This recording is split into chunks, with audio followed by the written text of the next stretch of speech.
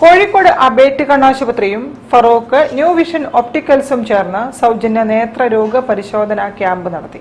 ഫറോക്ക് നഗരസഭാ chairman NC Abdul Razak ഉദ്ഘാടനം നിർവഹിച്ചു. കോഴിക്കോട് അബേറ്റ് കണ്ണാശുപത്രിയും ഫറോക്കിലെ ന്യൂ വിഷൻ ഒപ്റ്റിക്കൽസും സംയുക്തമായി സൗജന്യ നേത്ര പരിശോധനാ ക്യാമ്പ് സംഘടിപ്പിച്ചു. ഫറോക്ക് CDA കോംപ്ലക്സിൽ വെച്ച് നടന്ന ക്യാമ്പിന്റെ ഉദ്ഘാടനം ഫറോക്ക് നഗരസഭാ ചെയർമാൻ NC അബ്ദുൾ റസാഖ് നിർവഹിച്ചു. ഡോക്ടർ അഞ്ജലി ബോധവൽക്കരണ ക്ലാസ് എടുത്തു.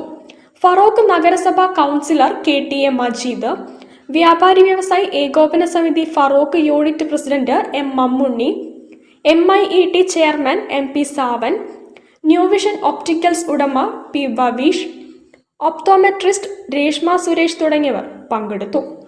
രോഗനിർണയത്തിലൂടെ തിമിര ശസ്ത്രക്രിയ ആവശ്യമുള്ള അർഹരായവർക്ക് സൗജന്യ ശസ്ത്രക്രിയയും ക്യാമ്പിൽ പങ്കെടുത്ത കണ്ണട ആവശ്യമുള്ളവർക്ക് സ്പെഷ്യൽ ഡിസ്കൗണ്ടും നൽകുമെന്ന് സംഘാടകർ പറഞ്ഞു.